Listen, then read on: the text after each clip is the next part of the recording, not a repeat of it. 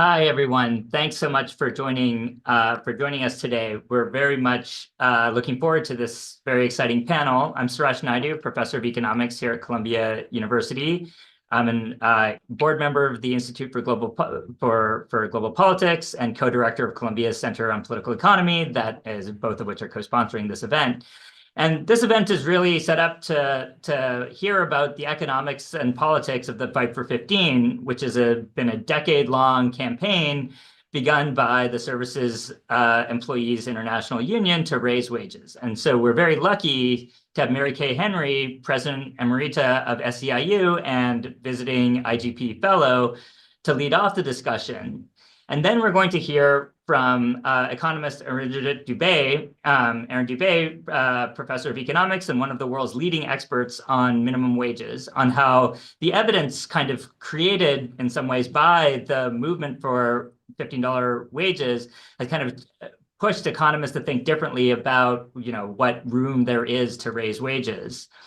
Then we'll hear from Kate Bell, Assistant General Secretary of the UK Trade Union Council and a participant on the UK Low Pay Commission, which has similarly engaged in a parallel process of raising wages in the United Kingdom, and to give us a perspective on the UK's experience with national minimum wage increases. And finally, we'll hear from Sohrab Ahmari, US editor of UnHerd and author of books such as Tyranny Incorporated, on the politics of raising wages for American workers. So I'm going to hand it over to Mary Kay and looking forward to the discussion. Thanks so much, Suresh, and I'm so thrilled to be with the amazing panelists that you've gathered here today. Because as we know, today, the idea of a $15 minimum wage in the US might seem benign enough, but not so long ago, it was widely ridiculed. And when some 200 fast food cooks and cashiers walked off the job in New York City 13 years ago next week, they were laughed at for demanding $15 an hour in a union, more than double the federal minimum wage. And inside the labor movement and out, by Democrats and Republicans, and even by some progressive economists who, lacking evidence for such a big increase, responded largely with caution and moderation. 15 could cost jobs, they said. Maybe $12 would be more realistic. At the time, all the talk on the economy was about debt and deficits. Raising pay was not on the agenda. And there were two lone wolves in Congress, Senator Tom Harkin and Congressman George Miller, who had introduced a bill for $10.10 minimum wage, but they couldn't get any traction. But the workers from McDonald's, Wendy's, and Burger King and other fast food giants knew what they needed to pay the rent, put food on families' tables, and shoes on their kids' feet.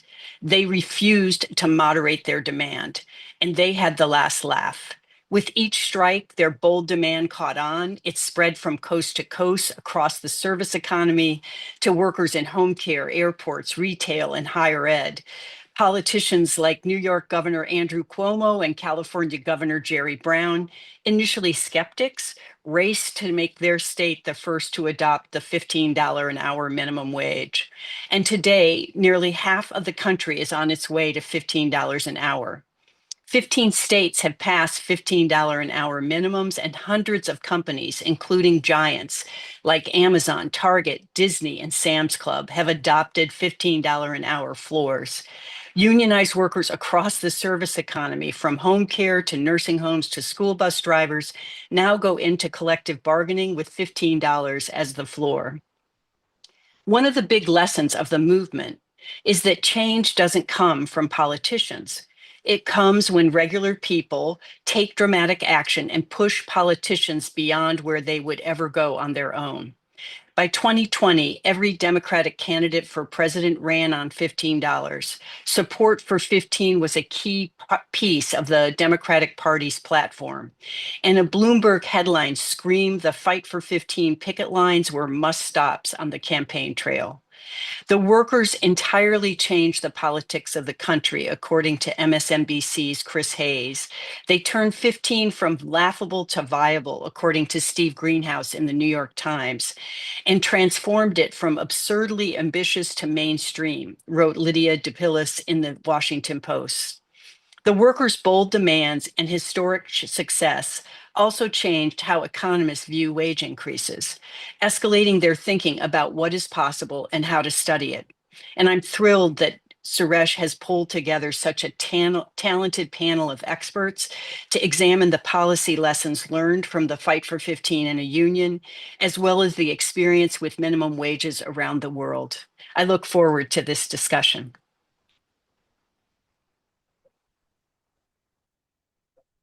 Aaron? Hi, everyone. Thanks for having me. This is great to talk about these issues here.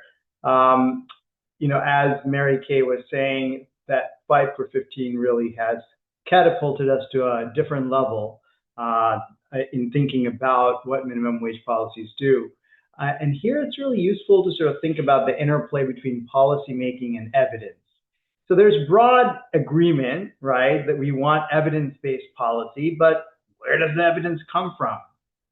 It comes from experimentation, and experimentation often is really pushed by social movements that are actually placing demands like Fight for 15 did, in that demands that at the time were considered outside of the realm of known. We didn't know what the effect of a $15 minimum wage, or even something more modest than that, really would be, because historically we were at a place where minimum wage in the United States was at a very low point. So between 1940 and 1980, the minimum wage at the federal level was changed sort of very frequently. The high point of the minimum wage in today's dollars was close to $12 an hour in 1968. But that all changed in the early 80s. Starting in the 80s, we went for almost 10 years, sometimes longer, without changing the federal increase. And when we did not do that, when the federal increase was stagnant, states started to step in and experiment.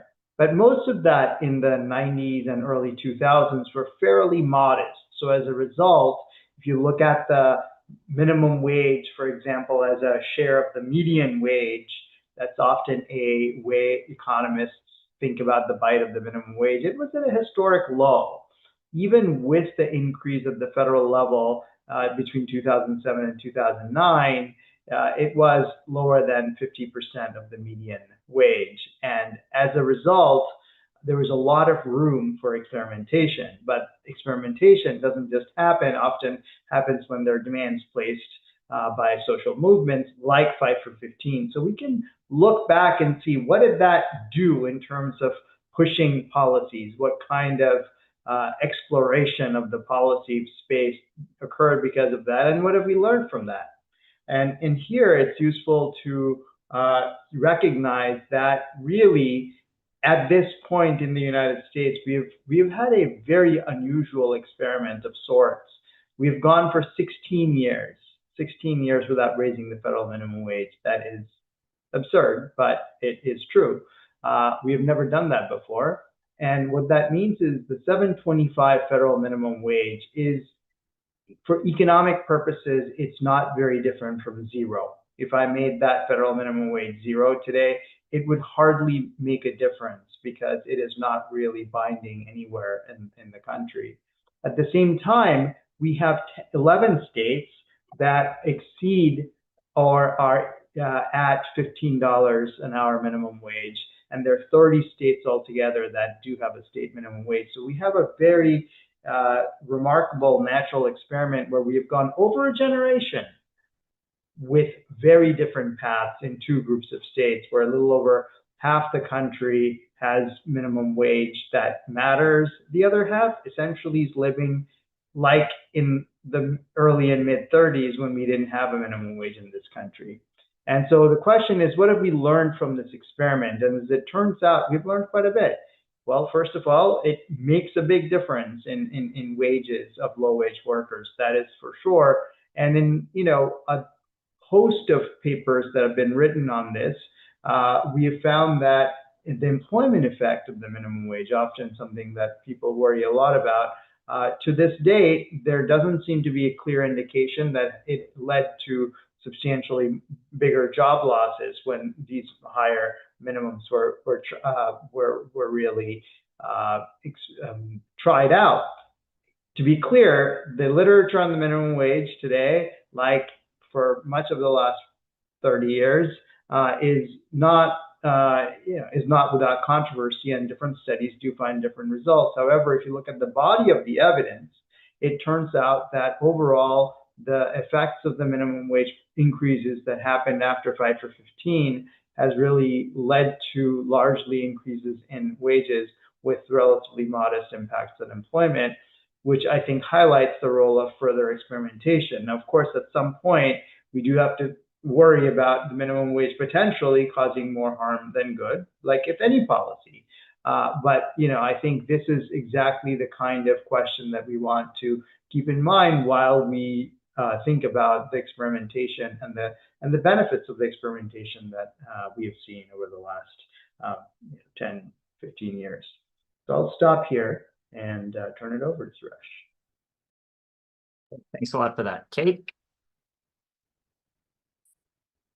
Thanks so much, and thanks for having me. It's a huge privilege to be on this panel, and one of my favourite things to talk about.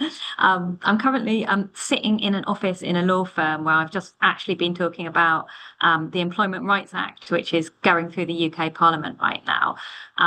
And whenever we talk about that legislation, which is quite controversial in the UK, it's introducing a whole host of new rights for trade unions and rights for individual workers. One of the things we often say is employers were wrong about the minimum wage, and they're wrong about this too. So that's now quite a long history in the UK. As you will probably know, we've had a statutory low pay commission since 1999 and a statutory minimum wage. And that low pay commission is done on a tripartite basis. So the level of the minimum wage there's a target set by government, but it's a negotiation between worker representatives. I was one of those for a 6-year period, employer representatives and independent representatives. An independent chair supported by a government-funded secretariat. And I guess just kind of 4 points I wanted to pull out maybe from my experience there, and I guess from that over 20-year experience of minimum wages in the UK. I think the first one is that it was really controversial when it came in. Now every political party will claim credit for it. It was actually the last Conservative government in the UK who set a target, who called it a living wage and set a target for that wage to reach 2/3 of median earnings. So now it's kind of like all successful things, everyone's baby. But it was really controversial, and unions had to fight really, really hard to get it established in the first place. Many, many years of campaigning, of the kind of campaigning that Mary Kay talked about, of political campaigning to say, yes, the UK should have a statutory minimum wage. But that campaigning worked. I think it is pretty, never say never, but it's pretty irreversible that we have a wage floor in the UK, and that is a huge benefit to millions of workers.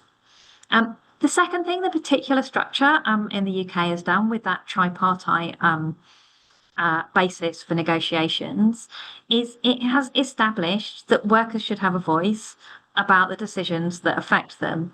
Now, if we were having this conversation with European colleagues and with some of the Nordic colleagues, they would say, why are you pulling that out, Kate? But in the UK, it's still unusual to have workers represented at the heart of government decision making. And that sense of we should be at the bargaining table when discussions and decisions are made, which affect millions of us, is still rare, but it's embedded in the minimum wage. And it means that every year, workers across the country are asked, what is happening to your cost of living? How do you feel about your wages? Can you live off them? How do they compare to inflation? And those voices are fed into a negotiation which directly affects their wages. And I think that way of operating is also something really important about the UK model. My third point is basically, and kind of Aaron has said this in a, much more academic and considered way, but I think and might not agree with how I'm going to put it, but I think it showed that workers' economics are right. So in debates around economics, workers are always told, be more cautious, be more careful. Are you sure? Is this too risky? And the risk is always asked to put on kind of workers' side. It's always, you're asking for too much, and is this a risk to business? You're asking for too much. Is it a risk to jobs? And of course, jobs affect workers' welfare too. But workers throughout this argument have consistently said these wages can go higher, and they've been consistently proved right. And I come back to kind of other arguments we're having. It might be about pension contributions. Can we go further? Can we do more on a transition to clean energy jobs? Can we go further? Can we afford to take those risks? Can we go further on collective bargaining rights, for example? Consistently, we're told, be more cautious. It's too risky. Can we afford it? And I think the experiences of minimum wages have shown, yes, we should take those risks, because in this experience, of course, it's evidence-led. Aaron's shown that evidence has been right. But time and time again, it's been shown that we could have been prepared to take maybe more risks to deliver workers more benefits. And we now have a minimum wage after some of that campaigning, which I think I did online conversion is worth $15.95. Time and time again, as the workers that Mary Kay has represented were told, we can't have that, it's too ambitious, it can't be done. Really important to remember that actually sometimes the risks go the other way, and sometimes the real risk is not going fast enough. Last point, and maybe this is one for kind of reflecting a bit on kind of Mary Kay's arguments, and maybe it's a sort of internal union audience point, but sometimes I get asked when we're talking about this stuff, well, has it weakened the trade union movement? Do you still need trade unions when you've got a wage floor? We have seen a decline in union membership in the UK during the period the minimum wage has been in place. And is this something that's kind of weakened collective power and the incentive to be in a trade union? I think our argument and our response is absolutely not. As Mary Kay said very clearly, this sets a floor, and it sets a floor from which you can bargain up for. I think we've always thought it's important that what trade unions are there for is for workers to be able to bargain, not to beg. And our campaigning for that minimum wage has shown that wages can go higher, that workers' demands can be right, that we should have a voice at the heart of government, and that trade unions can deliver those better conditions for workers. So I think it's really important, as well as looking at the economic evidence, which Aaron has set out so clearly, as well as thinking about, did it deliver for workers, from our perspective, that we continue seeing it as a trade union agreement, a trade union achievement, and something we fought for and has delivered real benefits for workers over time. Great, thank you. Sohrab. Yeah, thank you all for having me. It's a delight to rejoin Mary Kay, whom I met in Baltimore on a couple of occasions at this labor conference, and shout out to Aaron as well. I just got a chance to read an early galley of his excellent book on this precise question and related questions, which I highly recommend when it's out. So I wanted to, my remarks are, I think, largely in ferocious agreement with what kind of everyone has been saying. But first of all, I think, coming from the right of center, I will say that there is this growing awareness, too late, you might say, but never, better late than never, that wage suppression, the lopsided distribution of the social income is at the root of many of our social ills. Even a lot of the cultural polarization and disharmony that you see, you can't, be entirely reducing it to the question of wages, but it has something to do with it. If the only jobs that are rewarding, and even those have become increasingly precarious, are ones in kind of professional class jobs, and if you don't have one of those, you are plunged into a low wage world, whatever sector that might be, then you're going to have these intense competitions around identity and so on that take place among the professional classes and generate the kind of cultural polarization that we see. But if other kinds of work, as they used to be, are justly and safely rewarded, then you don't have this kind of cultural competition potentially as well. At least it can turn down the temperature. So what we have now and what's led us to this point is a high welfare, low wage economy. Now, when I say high welfare, I'm not suggesting the United States or Britain has a particularly generous welfare net. It's actually not. It's quite stingy. It has all sorts of humiliating means testing. Oh, you can't like buy that 6-pack of beer with your Snap card, et cetera, et cetera. But what I mean is, as a share of the total amount of income that workers need to make ends meet, the working poor, welfare, like various government programs, take up to half. And that's the kind of technical definition of a high welfare, low wage economy. And it puts workers kind of at the mercy of two sets of masters. On one hand, the boss, right, in the private economy, and at the same time, the welfare administrator. What we want is a low welfare, high wage economy, meaning that pre-tax wages, are the primary means of social reform and social equality, rather than post-tax redistribution. And in this context, minimum wages, of course, are really welcome. And the evidence that Mary Kay and Aaron and Kate alluded to already, shows that this can be done. But I would just say that we should think of a higher minimum wage or wage floors in general as a stepping stone to what's really needed to shift us toward the kind of the high wage, low welfare economy that I'm talking about. And that's political power and representation, specifically through labor unions. Minimum wages don't address many of the other sources of precariousness that are embedded in an economy characterized by a lopsided distribution of power between the asset rich and the asset poor. They don't address, for example, kind of precarious scheduling, which is so a part of what work looks like in the big and growing service, hospitality, retail sectors, where workers often, half of workers we know don't have notice of what their upcoming schedule looks like until 48 hours or fewer before the shift comes up, or clopenings, where the workers are called in for 2 hours at the opening of the store, then sent home, and then they have to come back in for 2 hours for the closing. All of these, of course, are strategies for minimizing labor costs, and they're not addressed by minimum wages, or just really just not enough hours, right? So that you don't have to meet statutory minimums for other benefits if you keep workers under a certain number of hours. So minimum wages can help us push us toward a more high wage economy, but they're not quite enough.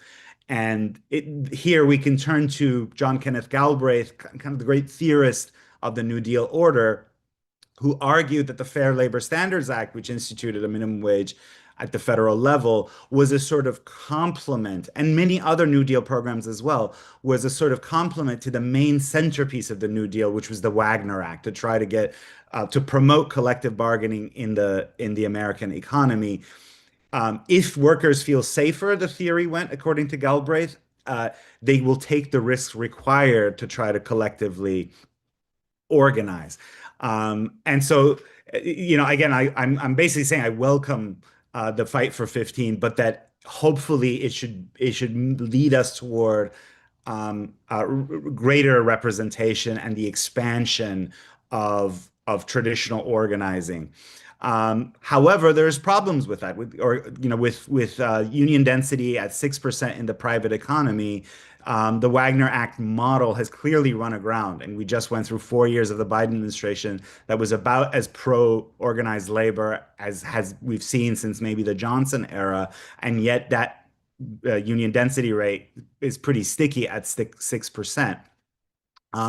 So there's kind of an opportunity opened up, I would say, to end on a happy note, however, which is there are things happening and have been happening since the mid-2010s that have sort of become a bipartisan consensus, at least in the United States, and in some ways, I would say, in Britain. And that is a kind of a shift against various forms of labor arbitrage that used to be kind of part of the neoliberal consensus. Both parties now recognize a need, for example, to protect labor markets against mass low-wage migration, which is a classic strategy of labor arbitrage, that right more so than the left, but it was under the Biden administration that various border restrictions were proposed and partially put in place, and this kind of de-globalization, way to think, the attempt to think of the economy as more of regional blocks rather than far-flung supply chains that are very thin. There's all sorts of security reasons in terms of our competition with China that force both Democrats, like Jake Sullivan Democrats and Trumpian Republicans, to try to kind of externally protect the American industry. And so these kinds of moves create conditions in which you can fight for greater representation internally. The Trumpians, what they want is an externally protected economy that is internally a deregulated Wild West. That was basically how the US economy looked for much of the 19th century up until, especially, it was the kind of Republican model. It was the model of a Lincoln, a McKinley, and so on. And so what we're getting to now is something similar to that, and that creates gaps for the kind of how to protect workers internally. And so I'll just end there. That's where we can come in. One project that I'm involved in with one of Mary Kay's predecessors, Andy Stern, and a few others, including Wilma Liebman, former chairwoman of the NLRB, is state-based collective bargaining strategies, sectoral state-based collective bargaining strategies that are really to replicate the tripartite model as a kind of state regulation, sectoral, so that businesses can't complain that if my shop unionizes, my competitors won't. It's still in its early stages, but we're kind of just beginning to explore that. Last thing I would say, look, at the end of the day, automation, I do think, is coming. And when you have higher wages, you create incentives for firms to take up labor-saving technology. And I think in the long term, we should welcome that, right? That's what Marx called the true realm of freedom, when like necessity and scarcity are so overcome that we can, have like robots do a lot of things, and we shouldn't romanticize any kind of repetitive toil for its own sake. So I reject the idea from Hannah Arendt that like if we take away toil, physical toil, human beings will lose meaning. I just, if she were around, I'd have told her to go to the gym, if she wants to wear herself out. But ordinary people should not be forced to serve others for tips or anything like that. So if we come to a robotic age, let's welcome it. But that will require entirely different labor strategies. It would really mean to try to claw back from the masters of automation the just compensation for workers, living and dead, whose work the machine absorbs, to be able to do the things that it does. But that's a question for a different day. Thank you. Thanks, everyone. That was great. So I'm just going to sort of ask the question that's sort of on my mind hearing you all, which is, and building off of Sohrab's comments, which is, I'm sort of curious, as there really is like a bipartisan consensus around both raising the wages, but also kind of really getting worker representation at various levels of political power. And so I'm sort of both curious in the UK context, but also I'd love to hear about it if there were sectoral bargaining initiatives in red states where like legislatures really sort of are owning this and on in the Republican Party. And so I just kind of want to know if it's real, and sort of welcome it if it is, I guess. I guess that's kind of directed to me, so I'll go ahead. I think that there are people in the Republican Party who are very much it's still like a narrow portion of congressional Republicans. Really, it's come down to Senator Josh Hawley, who has backed a $15 minimum wage and all sorts of other kind of pro-labor moves. But in the kind of intellectual class of the right, there is this ferment in favor of this stuff. I will say, I mean, I've interviewed and I talked to JD Vance, and he always says, what we really need is sectoral bargaining. Now, a lot of people on the labor left will say, because sectoral bargaining is such like a pipe dream, that this is a way to defer action on current things that could maybe shore up or restore the Wagner Act to what it was supposed to be, which is encouraging collective bargaining rather than turning it into what it is now, which is this like gauntlet that workers have to go through in order to get a union. Fair enough. I mean, I think that's, that's the challenge for any labor movement, is to hold like politicians to their, so if JD Vance says he wants sectoral bargaining, well, here are some strategies on the table to achieve that. I've become quite persuaded by this kind of state by state model, to look at the states as a sectoral experimentation zone. It's been done with gig workers in Massachusetts, for example, with rideshare drivers. But to try to think about how that might work in the form of for statutory employees as opposed to independent contractors. And if JD Vance or others on the right are on the record saying this supports sectoral bargaining, then the challenge is to tell them, like, hey, here we go. Here's a model. Are you going to support it or not? Rather than just saying, which too many on the right do, which is just to like say, well, we're going to have sectoral bargaining one day, and it's really a way to defer current opportunities for expanding workers' rights. Sorry, that was a long-winded answer, but I'll shut up for the rest of the seminar.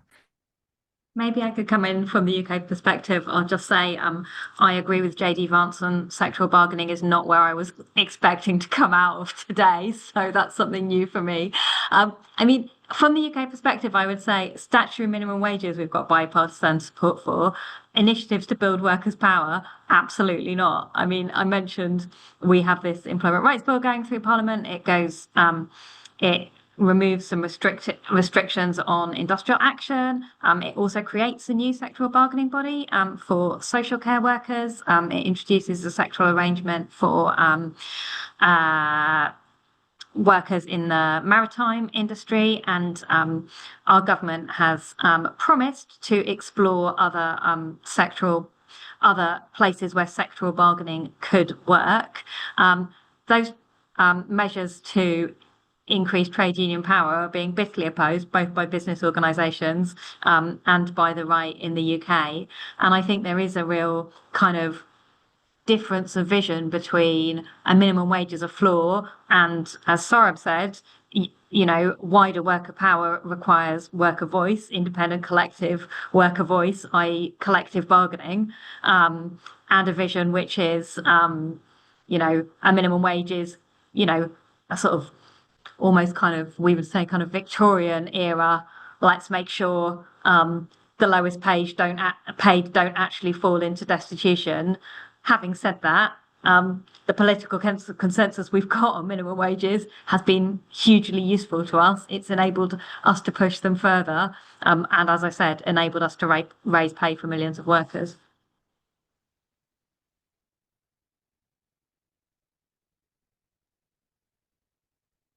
Anyone else wants to chime in on that?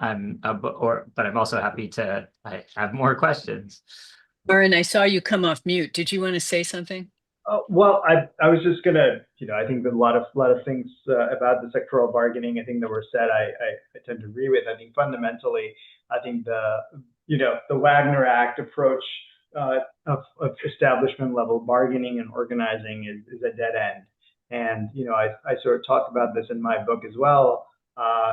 That I think going forward, initially experimentation at the state level that builds on some of the advances in the Fight for 15 movement, but uses that to sort of think about setting sectoral standards, including potentially having tripartite system that really engages stakeholders in thinking about how to set floors for different jobs, could be a very useful starting point. And we have seen some examples of this, for example, in California, as well as Minnesota, in the healthcare sectors, hospital in the case of California, and nursing homes in Minnesota, as well as, of course, the gig economy that Sohrab mentioned.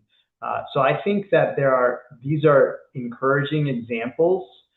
And it also, I think, pushes us to think about how to think of, how best to set floors, because, at some point, we don't want to just use one lever to raise wages.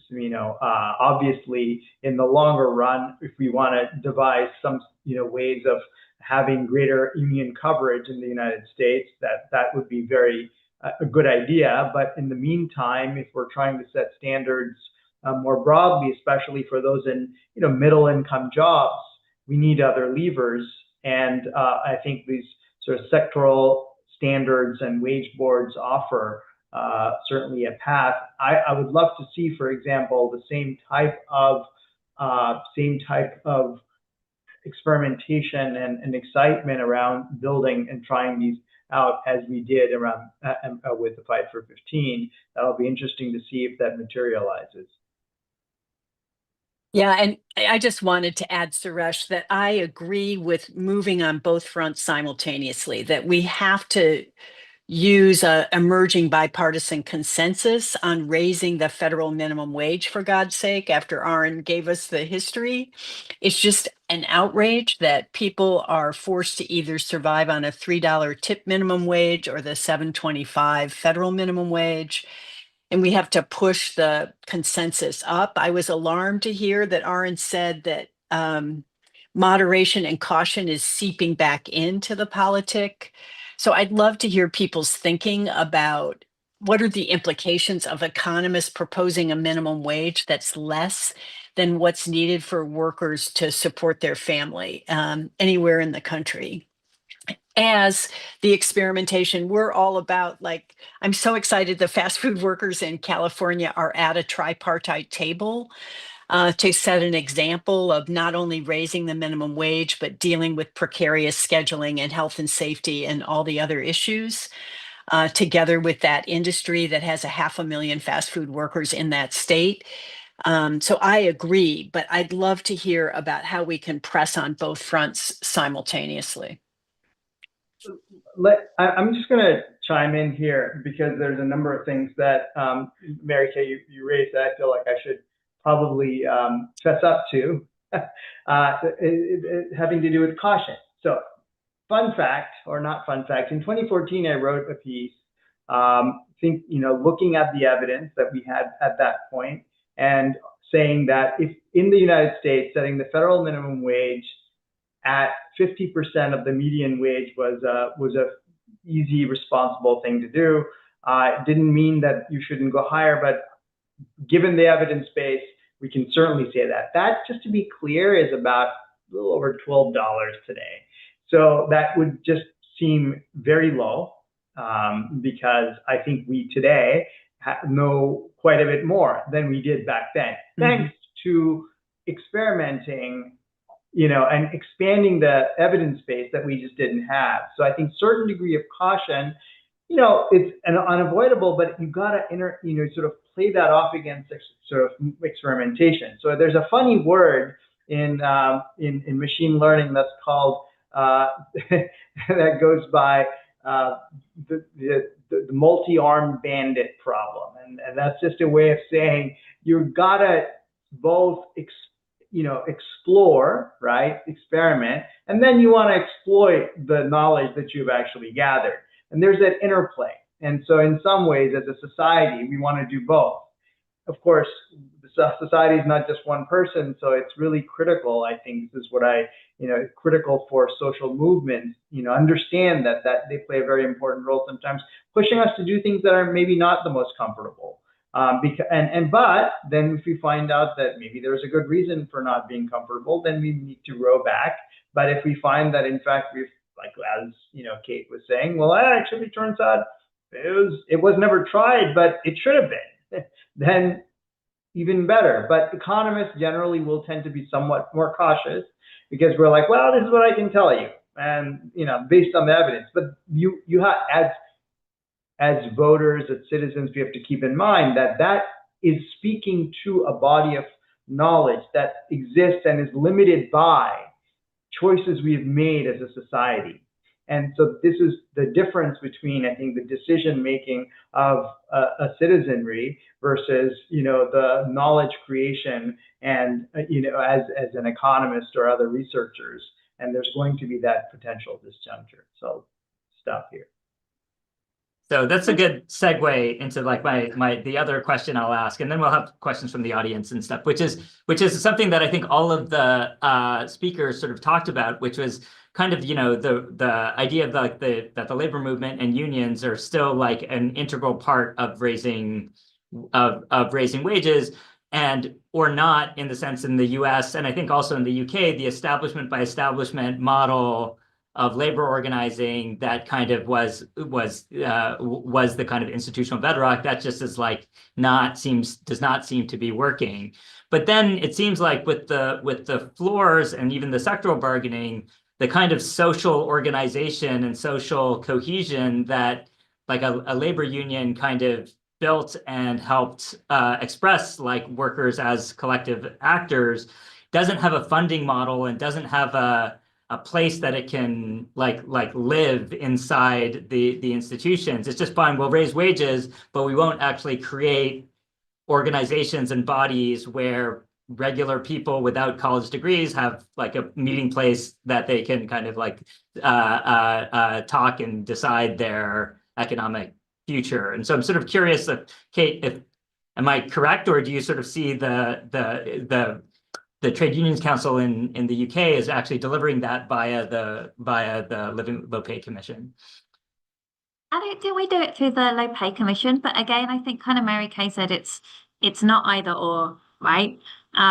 So I just said this in the thing I was doing before, like I think, there's many reasons for trade unions.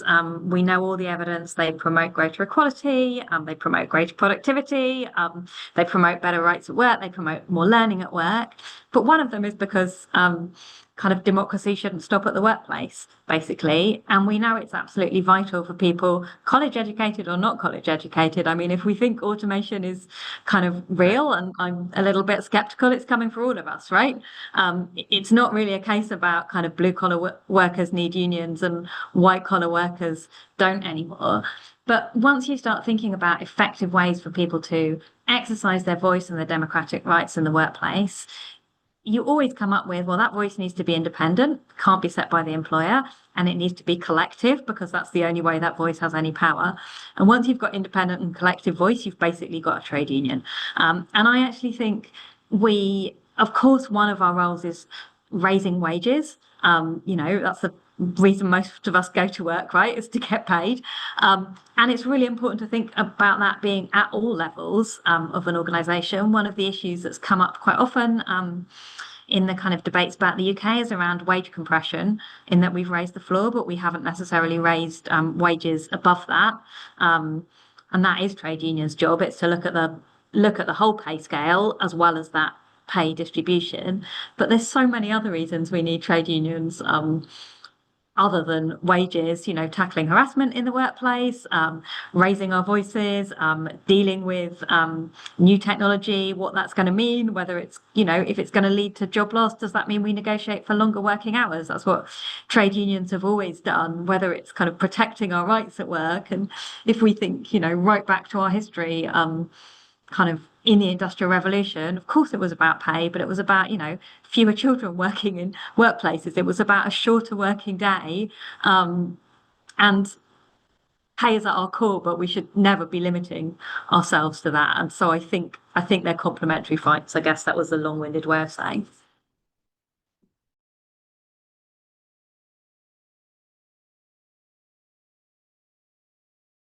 Yeah.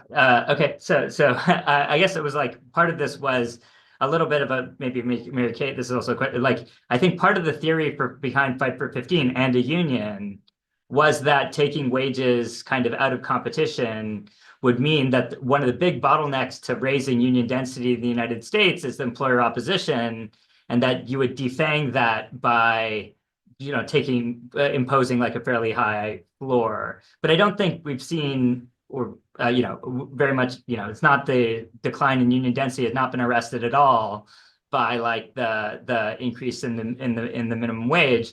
And so I'm just sort of curious then, what is the model for like funding and financing even these the idea of like a collective bargaining agreement where you deducted dues revenue and you paid it into an organization that would kind of do these functions was at least one that had a self-replicating element to it, and that I'm trying to see what kind of does this in this new world that we're headed to. When the fast food workers in California demonstrated for the legislation to create the tripartite table with the fast food companies, the state government, and worker representatives, there were several mechanisms that got negotiated out of the law because it wasn't politically palatable. And those mechanisms were the things that would allow workers to self-finance their organization. And it was the Franchise Association and McDonald's as the two key opponents. So I think a key question, Suresh, is how do we create the consensus that Sohrab and Kate and Aaron have all talked about, which is in order to deal with growing inequality, both on race, gender, and income, how can we create a consensus? And I think it's going to be through mass worker demand, just like the $15 wage was through mass worker demand, that workers need a seat at the table in the way that Kate so eloquently spoke of the low pay commission, and that it needs to extend to every aspect of workers' lives on the job. And ultimately, what the Fight for 15 leaders would say is the empowering of workers to be able to say what they want about their working conditions also empowers them to make demands in their communities around healthcare and education and criminal justice and every other aspect of workers' lives. So I think there are lots of tests. Like when we had family childcare providers, it took them 17 years to win legislation in the state of California for 65,000 women to get a seat at the table. But along the way, they self-financed the organization by collecting the money by hand. There are self-pay mechanisms that unions are experimenting with. So I think this is a place where we can bear down and like help the gig workers in Massachusetts and the nursing home workers in Minnesota, all of whom are trying to bargain sectorally, figure out a mechanism to self-finance their organization. I would just add that it would help to get the traditional kind of Wagner-oriented labor movement and trade unions to support these efforts. And what I always say when pitching, this project is it's called the Center for State Labor Innovation. That, like I said, I'm on the steering committee with Andy Stern and David Rolfe, who's an SEIU organizer, and Wilma Liebman and a few others. The way we put it is that this is not to supplant demands around the PRO Act to strengthen traditional Wagner Act organizing. That can go on in parallel. These are complementary rather than in competition. So, support for these initiatives, and it's not something that can be done from Washington or New York City. It has to come from the ground, but we can create resources around it, and then kind of grassroots level people take it up for their own sector, for their own region, and all the conditions that go into that, which aren't the same everywhere. But if the kind of big internationals get behind this, it can at least be a kind of source of like seed funding. Do you know what I mean? And I agree with Mary Kay. Once you get rid of this kind of lopsided distribution of the social income, it also just means like capital's power in every other domain is reduced, right? Like that was what things relatively were like at peak New Deal order, is just the fact that there wasn't so much money to go around for essentially the bosses to campaign for their own causes. And there was a little bit more for workers to do that collectively. So it would address other issues as well, like education, like healthcare, and so on. It would just make the bargain more of an actual bargain rather than a one-sided imposition by the asset rich.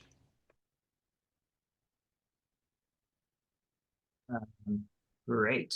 So there are some questions from the audience that came in before, and so I think one that's probably directed at Aaron is I'll rephrase it a bit. Does the minimum wage policy in the U.S. address gender inequality in wages at all? And yeah. I figured you could. Yeah, sure. answer That's a to great that. question. As a starting point, it's good to recognize that the majority of minimum wage workers in the United States are women.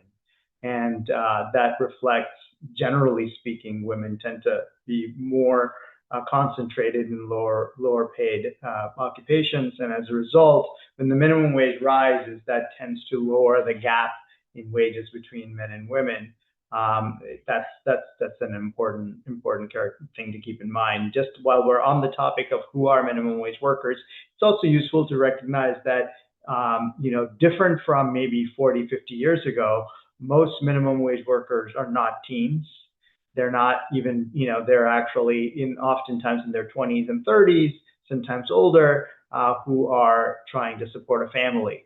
And this is an important difference then I think that has occurred over the years, where minimum wage workers tend to actually also be in these jobs longer, women and men who are trying to support a family and sometimes stay in these jobs, for extended periods of time, making it important to actually have standards that can help them support that aim. That's great. That's great. Let me just ask a follow up with that. What about like the interaction of immigration and minimum wages? Like, what do we know about kind of how those two things interact in the low end labor market? So I think there's mixed evidence on that question. Some work tends to find that a higher minimum wage tends to draw in migrants with the higher wage floor. Other evidence suggests the opposite. My reading of the evidence is that it's not a major source of adjustment. That essentially, I think what might be the case, that whatever impact immigration may have, I don't think immigrants are necessarily a key channel explaining what the impact of minimum wage is. It's also the case that it might vary depending on the particular period and context. But broadly speaking, A, I think the evidence is mixed. B, I don't think it's a major adjustment mechanism for thinking about what minimum wages do.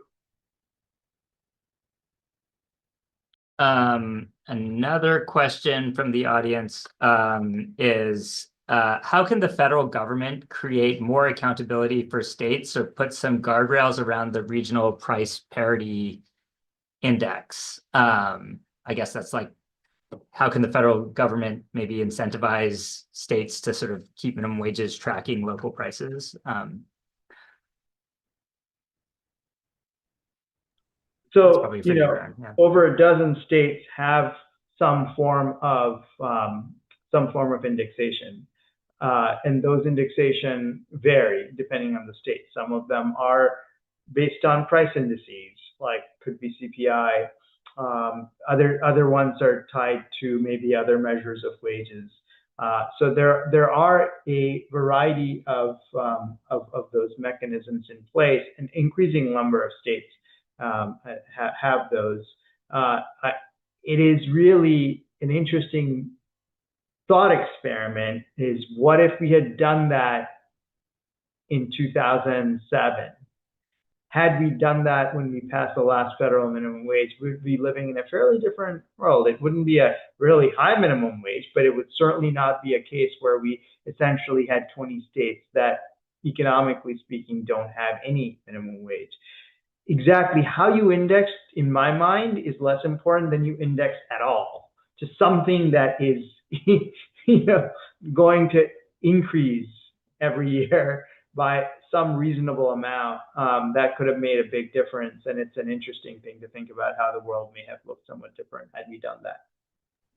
Sorry, just jump in really quick. Another sort of what if we had is I always wish the Biden administration would peg its various like CHIPS and Science Act and other kind of investments that came down to, the states that are recipients doing pro-worker things. Like if you want to get the access to these funds, you also have to, maybe raise the minimum wage or to work in your state. I spoke, as it happens recently, with a Biden administration economist, like an in-house White House economist.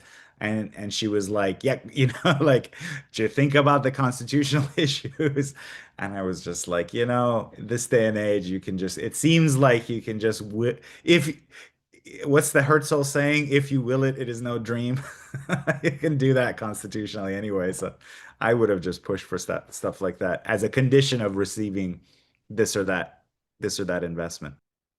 I think there's a lot of just, differences of opinion within the Democratic coalition on tying labor standards to other objectives, including industrial policy. It's an interesting source of tension, I think, on the Democratic side of the aisle. Yeah, go ahead, Kate.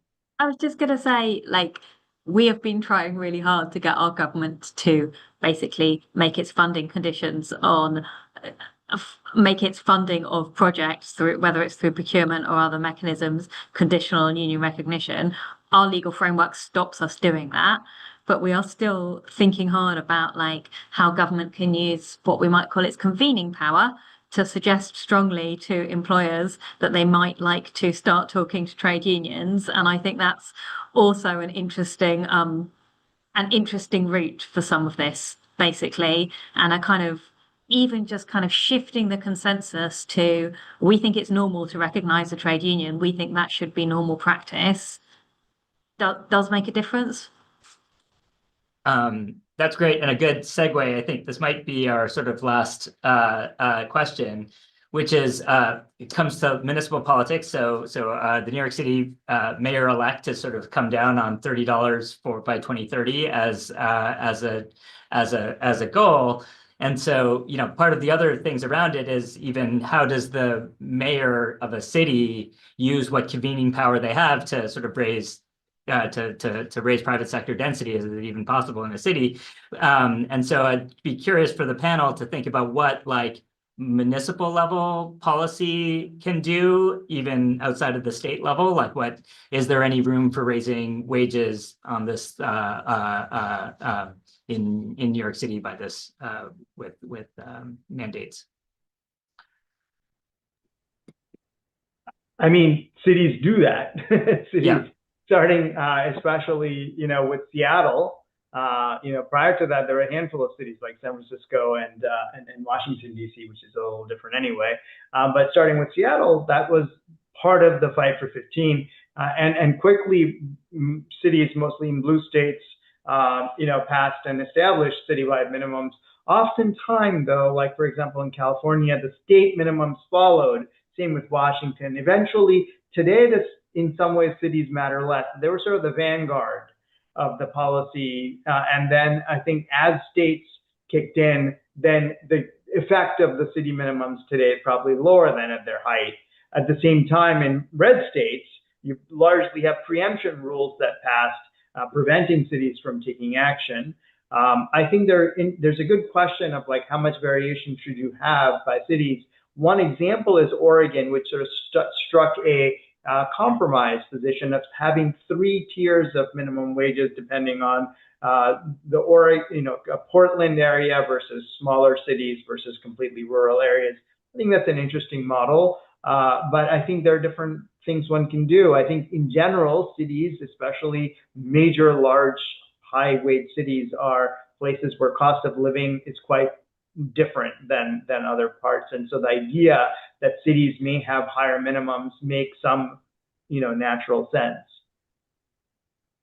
Just very quickly, a back of the napkin calculation. So the typical service sector employee in New York City works 32 hours a week. So if you multiply that by $30 by 52 weeks in a year, the salary becomes $49,000 a year. So imagine the people who are outraged by the possibility that, people who work in fast food or elsewhere, God forbid, they earn $49,000 a year to live in New York City, where average rents are whatever they are, $3,000 a month. I mean, it's just, so it's a totally sensible thing. And I think it's within the legal power of the mayor to do, but we'll see. I mean, I think there's there's going to be resistance in Albany. I was Almost. in a meeting with some of the Fight for 15 leaders last Friday at Columbia, and they heard this proposal, Suresh, and they wondered, why are we waiting till 2030? Especially given the math that Sohrab just gave us, that I absolutely think it's smart to push the floor up in cities. And I worry about Arendt's idea of regional variation.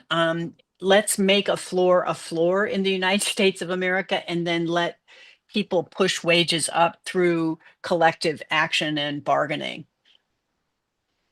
And insofar as it spurs labor-saving technology, bring it on, say Marx and Aristotle. If harps could play themselves, masters would have no need of slaves, as Aristotle said. That's a great note to end this conversation. I just wanted to thank our panelists, thank IGP, thank the Center for Political Economy, and this was like a great discussion, and I look forward to continuing it in various venues. Thanks, everyone. Thank you, Suresh. Thank you. Yes.